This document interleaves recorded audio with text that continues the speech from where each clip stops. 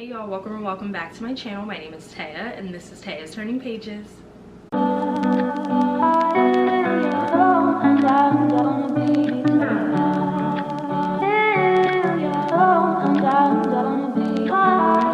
So in today's video, we'll be going over my October wrap-up, and this video is going to be a bit different than my other wrap-ups just because a lot of these books that I've read for the month of October, I've actually already featured in my Haileyween reading blog. So I'll be sure to leave that video linked up above in the cards somewhere, as well as in my description box, just in case you missed it. So I'm really not going to spend that much time on any of those books that were featured in that blog, just because I do have other books that I've read, and it just isn't necessary for me to repeat myself. So I'm gonna get those books out of the way first and give you guys my rating, and I might give you a brief blurb on how I felt about the book and what I thought about it overall. So the books that I've read for Haileyween are The Risk, which is the first book of the Mindfuck series. I gave this, I think, a 4 out of 5 stars, and I really enjoyed this one, surprisingly, despite the fact that it is a dark romance and it's kind of intense. I still really enjoyed it, and I'm looking forward to reading the rest of the books in the series. The next book that I read for Haileyween is The Taking of Jake Livingston by Ryan Douglas. I did rate this a 3 out of 5 stars, and I really did not enjoy this one as much as I thought I would have. So like I said, make sure you check out that video because I go into more detail about why I didn't care for this book as much,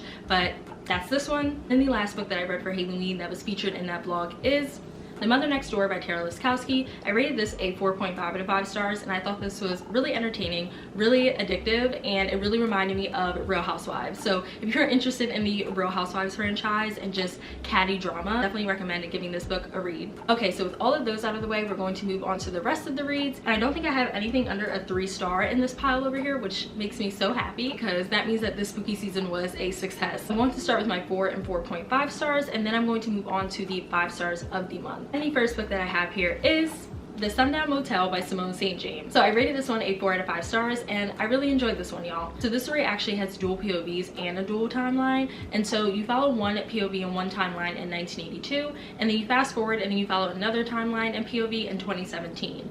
And so in 1982, this woman named Viv Delaney ended up going missing while she was working her night shift at the Sundown Motel, and she's never been found or seen since. And then you fast forward to 2017, where Viv's niece, Carly, is actually investigating Viv's disappearance and wants to know what happened to her aunt and if she can solve this family secret. So Carly decides to travel all the way to the town that the Sundown Motel is located in, and she essentially starts living the same life that Viv was living 30 plus years ago. So Carly decides to take a shift at the Sundown Motel, and she really tries to immerse herself into Viv's world and tries to really figure out what happened to Viv and what she could have been doing on the last night before her disappearance. And so you really just follow Carly trying to solve this mystery and also trying to keep her own self safe while working at the Sundown Motel. But you also read from Viv's POV back in 1982 and really getting an understanding of the Sundown Motel as well as Viv's movements and why she could have possibly disappeared. Besides the disappearance of Viv, the Sundown Motel is very haunted and it has its own thing going on. Like I said, I rated this a 4 out of 5 stars, and I just really enjoyed the paranormal aspects of this book. I've read in Goodreads reviews before I read this book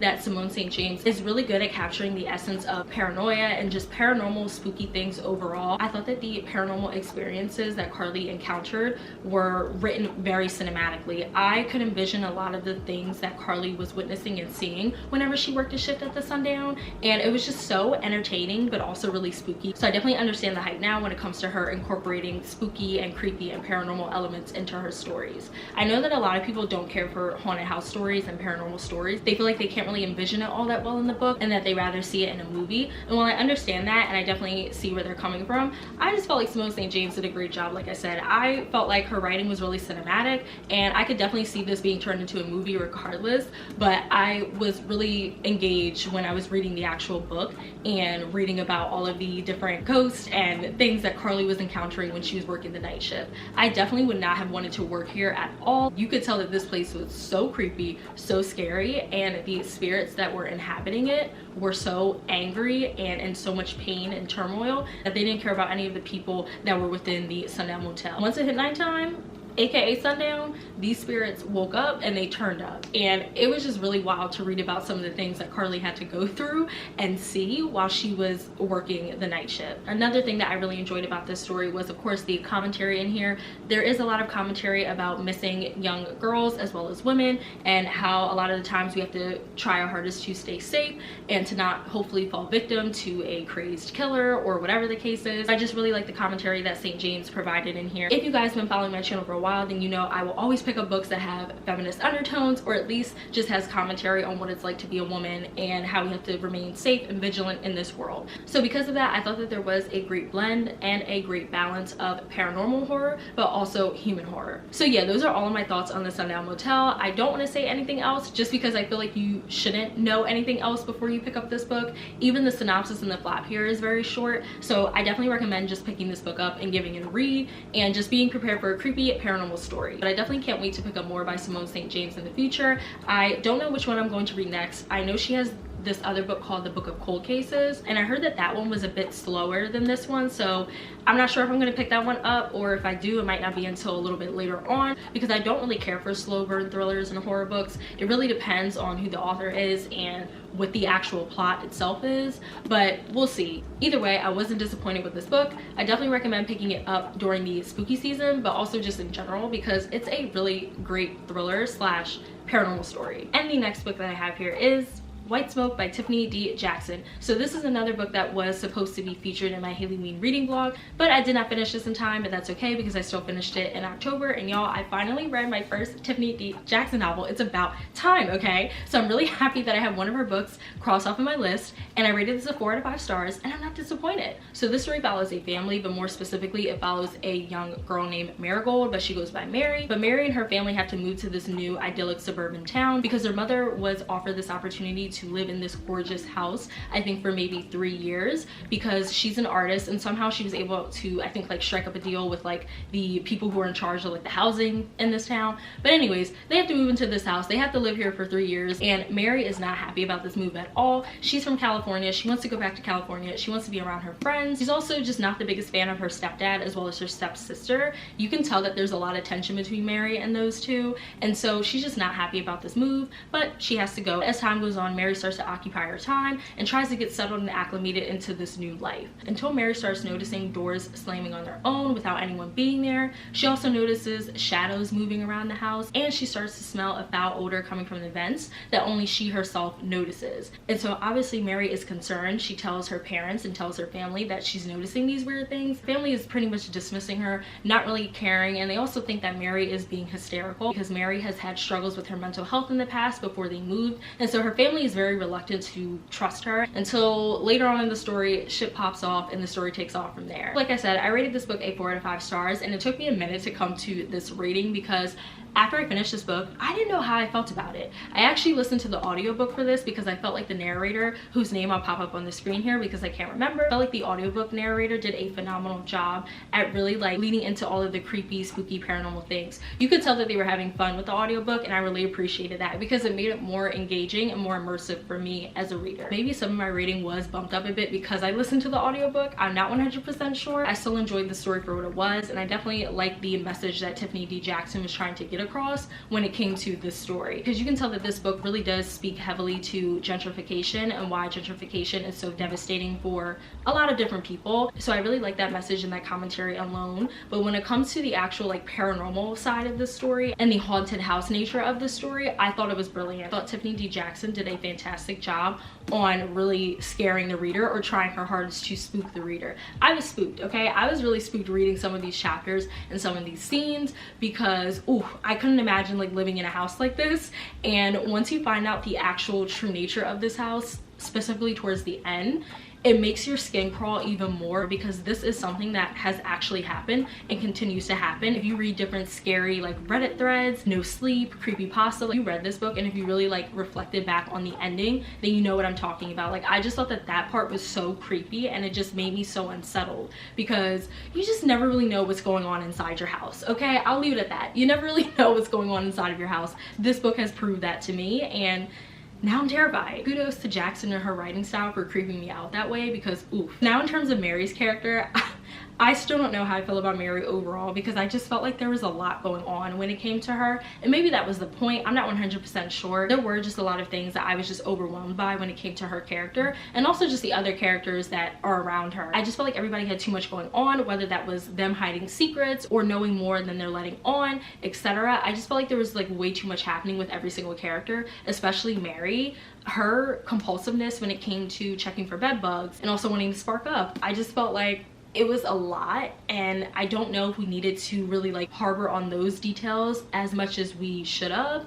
Again, maybe that is the point, because it's so heavily ingrained into Mary's character that it just made sense for it to be a part of the story. I feel like those type of like details did not need to be that minute and that like harbored on and emphasized throughout the story. For example, going back to Mary's fear when it comes to bed bugs, that I totally understand, and again, similar to all of the hauntings that Mary was experiencing, those mentions and chapters of bed bugs definitely made my skin crawl, and I felt like I had phantom crawlings because I just could envision what Mary was envisioning and talking about, and it grossed me out. I'm also very grossed out and skeeved out by bed bugs and that whole situation. I understand where Mary is coming from. I just felt like we didn't need to spend every single chapter with her talking about it, but again, that could have just been because that was her personality and that's the way that her character was set up. Besides those little things and those repeats, I actually really did enjoy the story for what it was. I understand why a lot of people didn't like it and why some people were probably confused by it, or they just felt like they didn't understand what they read, or they also just felt like that this story was going to go in one direction and went in another. I totally get it. I haven't read that many Goodreads reviews on this yet, but I can definitely understand why people wouldn't like this book. So I definitely want to recommend this to everybody because it's not going to be for everybody, but I liked it, I enjoyed it, and I am looking forward to reading more by Tiffany D in the very near future. The next book of hers I'm going to read is The Weight of Blood, because I love Carrie and I love her retelling, and so I'm definitely going to give that book a read very, very soon. And the last book that I have here in this category is A Tale of Sleepy Hollow, Horseman by Christina Henry. So I actually just finished this book last night and I can't decide what I want my rating to be. It's definitely in the 4-star category. I just don't know if I want it to be a actual 4-star or a 4.2 or 4.5 because I really enjoyed the story for what it was, but there were obviously parts of it that weren't perfect, but I'm still not 100% sure yet. So definitely make sure you follow me on my Bookstagram because that is where I will give you guys my official rating. But right now I don't have it. Just know that it's in the 4-star category. So this story is actually part retelling and part sequel, and I know that that sounds odd, but once you read the story and you look back on it, you realize that that is very true. And so shout out to Christina Henry for being able to execute that, because I feel like that's not easy to do. So the fact that she did it, and she did it all in one book, I gotta give her props. So this story is a retelling of the classic tale of The Legend of Sleepy Hollow, written by Washington Irving, and I did read that book earlier this month too. I didn't mention it earlier just because it was so short, but I will just say that I read that book in October, and I read it before I read this one, and I rated it a 3 out of 5 stars. It wasn't my favorite classic, and I definitely found myself skipping through a lot just to get to the meat of the story and the actual like story of the Headless Horseman and how that came to be. And I felt like there was just way too much random and like irrelevant information in the upfront. I definitely recommend skipping ahead closer towards the middle and the end, because like I said, that's where you actually get the story of Ichabod Crane and Brom Bones and Katrina and the Headless Horseman. But yeah, I read that earlier, rated it 3 out of 5 stars, didn't really care for it, and that's why I didn't talk about it earlier, because I didn't have much to say. I wanted to read it because I saw people in Goodreads reviews say that you should have an understanding of that book before you dive into this one, and I will say that I agree with that 100%. I'll get into why later, but I did just want to preface that. This is a retelling, and so the characters from the original do appear in this book, but they just appear in it in a different way. So you specifically follow the grandchild of Brom and Katrina, who are 2 main characters in the original Legend of Sleepy Hollow tale. I'm actually just going to read the synopsis because there's so much going on in this story, but on the back here it says, everyone in Sleepy Hollow knows about the horseman, but no one really believes in him. Not even Ben Van Brunt's grandfather, Brom Bones, who was there when it was said the horseman chased the upstart Ichabod Crane out of town. Brom says that's just legend. The village gossips talking. More than 30 years after those storied events, the village is a quiet place. 14-year-old Ben loves to play Sleepy Hollow Boys, reenacting the events Brom once lived through. But then Ben and a friend stumble across the headless body of a child in the woods near the village, and the discovery makes Ben question everything the adults in Sleepy Hollow have ever said. Could the horseman be real after all, or does something even more sinister stalk the woods? As you can hear by that synopsis, the main characters from the original tale of The Legend of Sleepy Hollow do appear in this one. Like I said, this is definitely sitting in the 4-star category, and I really enjoyed this story. I enjoyed it a lot more than I thought I was going to, because this book has not the best ratings on Goodreads. I feel like this is sitting at like a 3.5 4 or 3.5, which honestly isn't that bad, but I just feel like this is one of Christina Henry's lower rated books, and I feel like it shouldn't be because it's actually really good. Like, seriously. So the first thing that I wanted to say that I really enjoyed about the story was how atmospheric it was. It definitely played into the fall time as well as the spooky season and Halloween, just the creepy atmosphere that I just feel like happens during this time of the year. So I just really like the fact that Christina Henry went all in with that, and she leaned into it very, very heavily because it came across in the story for me, and I just felt all of the fall vibes and all of the spooky vibes while reading this book. Another thing, which is really the main thing that I enjoyed, was just how unique and different and dark this retelling was. I was not expecting this to go as dark as it did, but it did. It was also very tragic too, because we actually got to the root and the core of what was going on in the story and why it all mattered. It was actually just so sad and tragic. It also just brought the story around full circle. So many people's lives were affected in this story, and I felt like that this tale was a great example of a domino effect. And I just felt so bad for a lot of the characters in here and like the fate that they met, because it didn't need to be all of that, you know. It was one of those things where it's like it didn't even need to be all of this. Legend of the Headless Horseman should have never spiraled this much out of control. It really just makes you sit back and think of like, wow, pulling pranks on people and just joking around can sometimes lead to very deadly and tragic consequences. And so going off of that and going back to my point, I definitely think that you should know the original tale of the Legend of Sleepy Hollow before going into this book, because you're not going to care about the characters or the actual story at hand if you don't read it, in my opinion, or at least know what the story is about. You don't even have to probably read the book. You probably can just go on Wikipedia and just get the like watered down version, or go on SparkNotes or something. But I do recommend at least knowing the original tale, because it really does help you care about the characters in here, and it also just provides a lot of context and background that you wouldn't get if you didn't read it. And going back to my point on just how dark and messed up this retelling was, I just keep thinking about it. I really appreciate the direction that Christina Henry took this into. The twists and turns and the reveals that were presented in this book, I was not expecting at all. I just felt like she breathed new life into the Legend of Sleepy Hollow. I really appreciate and like when authors can do something different with the story, and it's not just copy and paste, or it's just called a retelling for the sake of a retelling. This is actually a retelling, like a true authentic one, but it also still has those elements of the original story, and it obviously has a sequel, so it progresses and rounds out the story. I just really appreciated and loved the genius that went into creating this story. And the last thing that I will say that I really enjoyed was just how creepy and sickening this story was when it came to the actual like monsters and creatures stalking the woods that are in Sleepy Hollow that Ben and their friend plays in. I was genuinely terrified by the monster that Ben kept talking about and referring to, because the way that it would just feast on their victims was just disgusting. Okay, it was absolutely disgusting. Also, the magic that was used in the story was so interesting as well. I definitely wish we could have got more of an explanation on how the magic system worked in this story. I would have loved to learn more about how this magic even came to be, and how a specific character was able to do what they did and really like control a lot of the monsters that were lurking in the woods. You know, I just really wish we could have got more info on that, because I found that very fascinating and also very scary.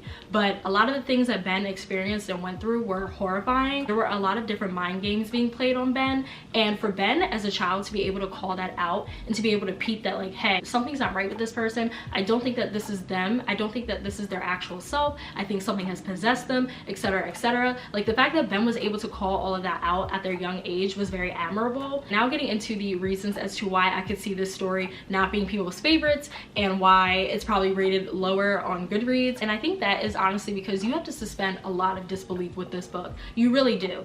And it took me a little minute to get into that mindset and to understand that I have to suspend way more disbelief than I was suspending in the beginning, because there are just some things in here that you know for a fact would never happen, especially when it comes to a child. Like, it just wouldn't happen. There are just certain things that are being said or the actions of certain characters that you just know, like I said, it wouldn't happen.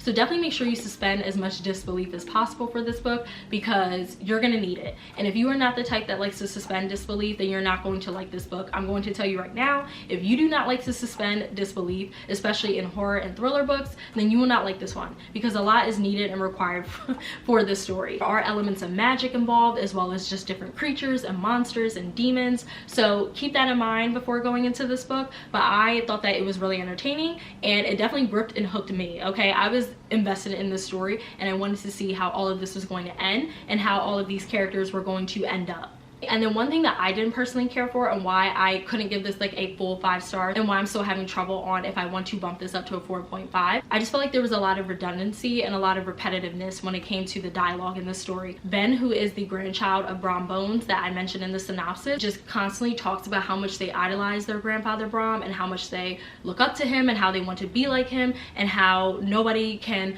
mess with Brom Bones because Brom Bones has done this and this and this and this. And like, while I understand that children do that and they do idolize the people that are in their lives, and I also did love the fact that Ben loved their grandfather as much as they did and spoke so highly of him and praised him, but at the same time I just felt like we just kept spending way too much time with Ben talking about how much they love Brom and how much they wish they could do what Brom does. I just felt like we could have like definitely cut down on those details a little bit and reeled it in from time to time. And then going a little bit further with that, I don't think that it was super healthy for Ben to idolize Brom as much as they did. Again, they're a child and children do stuff like that, so like I understand, but at the same time I just felt like there was an obsessive component when it came to Ben's character and how they spoke of Brom. But other than those little things, I really did enjoy the story, and I definitely enjoyed it more than the actual tale of The Legend of Sleepy Hollow. The story is really tragic. There were so many elements about it that broke my heart, and I'm still thinking about it and still wondering like, why did it turn out that way? Like, I get why it did, but I also don't understand why it needed to turn out that way, you know? There were certain characters that met a certain fate that I just personally wish they didn't, and I didn't agree with, especially knowing how the original tale ended. So it's just really sad, but at the end of the day, this is a retelling. This is Christina Henry's retelling, and I thought she did a brilliant job with this retelling and this sequel. I definitely recommend picking this book up if you have read The Legend of Sleepy Hollow, but also just picking up this book specifically during this time of the year, because this is the time where you should be reading this book. The vibes are right, and I am so happy that I finally read this book during the spooky season because it served its purpose and it did what it needed to do. And it gave what it needed to give. And now moving on to the 5-star books of the month. So one of these books is actually going to be featured in an upcoming reading vlog, so I'm not going to spend any time talking about it really. I will just let you guys know briefly how I felt and my star rating for it, but just know that I will be talking about this book more in depth in an upcoming reading vlog. I'm not sure when it will be out, but it will be out. Just give me some time. First book that I'm talking about here is Skin of the Sea by Natasha Bowen. So before we get into the actual synopsis, I have to preface and let y'all know that this is a fantasy book. And this is the first fantasy book that I have read from start to finish, and I gave it a 5 out of 5 stars. It is one of my favorite books that I have read this year, and I finished this, I want to say maybe like a week or two ago, and I'm still thinking about it. If you guys couldn't tell, this book right here with this beautiful artwork and illustration on it is actually of the main character in this series, and their name is Simidele, aka Simi. And so like I said, this is just another artwork or illustration of her, and I'm just obsessed with it. This is an Our Crate edition. I got this off of Pango Books. I do talk about this book more in an upcoming book haul, so definitely make sure you stay tuned for that, but I just wanted to say that and call that out because I just love the way that this looks. Anyways, going back to my review, I rated this a 5 out of 5 stars like I already said, and this story follows a black mermaid in West African mythology, which I am obsessed with, okay? So I'm actually just going to read the synopsis, but right here on the back it says, Simi prayed to the gods once. Now she serves them as Mamiwata, a mermaid, collecting the souls of those who die at sea and blessing their journeys back home. But when a living boy is thrown overboard, Simi goes against an ancient decree and does the unthinkable. She saves his life, and punishment awaits those who dare to defy the gods. To protect the other Mamiwata, Simi must journey to the Supreme Creator to make amends. But all is not as it seems. There's the boy she rescued who knows more than he should. Then there's something shadowing Simi, something that would rather see her fail. And if Simi should fail, she risks not only the fate of all Mamiwata, but also the world as she knows it. So as you can hear by that synopsis, there are a lot of high stakes and a lot of things that Simi has to go through in order to make amends with the gods and to right her wrongs, essentially. And I just loved every single thing about this story. It was so good. It was beautifully tragic, beautifully heartbreaking, but it definitely like made my heart whole again towards the end. And I just love Natasha Bowen's writing and storytelling now. I'll be picking up more by her whenever she does decide to write more stories, because this one was just so good. Definitely make sure you subscribe and turn on my post notifications so that way you'll be notified when I do drop this reading vlog that features this book, because that will be coming out again hopefully in the next coming weeks. But yes, 5 out of 5 stars. Definitely recommend picking this book up if you are interested in mermaids, but more specifically interested in black mermaids like myself, because I love black mermaids. That is why I picked this book up, and it did not disappoint. And the last book that I have in this category is Soul of the Deep, also written by Natasha Bowen, and this is the second book in the Skin of the Sea duology. I originally said series, my bad, I meant duology. As y'all see, I am a first-time fantasy reader, so bear with me. I don't know all of the terminology yet, but I meant to say duology. But anyways, yes, second book, I rated this a 5 out of 5 stars, and this is another one where I'm not going to get into the full synopsis or my full in-depth thoughts, just because this is a sequel and it does spoil everything that happened in the first book. So I'm not going to tell you guys the synopsis of this one. If you read Skin of the Sea, then definitely make sure you check this one out, because this book does pick up right where we left off in book 1. I will just say that this book was just as good, if not better, than Skin of the Sea. Just because we obviously know Simi and the rest of the characters, so we're obviously familiar with them, we're familiar with their story, and we're invested in them. So obviously you have more of an emotional connection to them. But obviously this book really does just round out the entire duology and gives you the answers that you've been looking for since book 1. And I just loved this book so much. Like, I'm obsessed with this duology in general, but book 2 just really does something to me, man. It really does, because you can just see that there's so much growth with Simi's character, but also other characters that she's encountered throughout the story. It seems like everybody has had some type of growth moment or some type of character arc, and I just loved it. There were so many different characters that I could not stand in the first book, and I wanted to see them die. Okay, like, that sounds so brutal and so harsh, but there were some characters who were so violent and so brutal towards Simi, and also the other main character, Kola. They were so like mean and nasty and violent towards Simi and Kola, but some of them did get somewhat of a redemption arc in the second book, and so I don't hate them completely. I'm still side-eyeing a few of them, but I do appreciate what they did in the story and how they helped Simi and Kola's journey. Like I said, I don't want to get into my full thoughts about this book or about this duology, but just know that it's fantastic and you should pick it up. Like I said, if you're interested in mermaids, if you're interested in mythology, and if you want to learn more about West African mythology, because there were so many different things that I did not know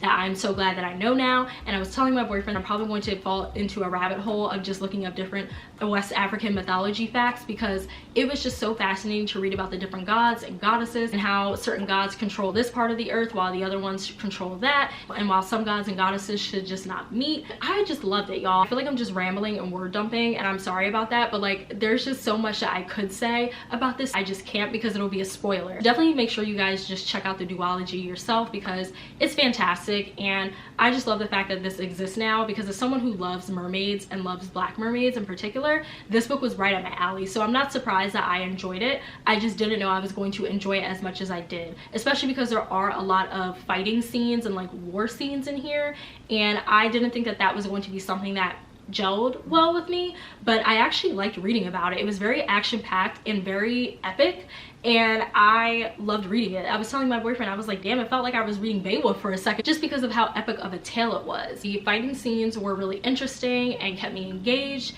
and I was on the edge of my seat throughout this entire duology, because I did not know if my faves, Simi and Kola, were going to make it, and if they were going to get the happy endings that they deserve. All right, y'all, and those are all of the books that I read for the month of October. I feel like I had a really great reading month. I know that this video was a bit different just because a lot of these books I already featured in a vlog, or I'm featuring in upcoming vlogs, so I'm sorry for the disjointedness that may be this video. But I'm hoping in November it won't be like that. I don't plan on filming, I don't think, as many reading vlogs with those books, but we will see. Either way, I hope you guys enjoyed this video. Definitely make sure you like, comment, and subscribe. It really helps me and my channel out. And lastly, please make sure you follow me on Bookstagram as well as Storygraph. I will leave all of that information linked down below, as well as at the end of the video, like I always do.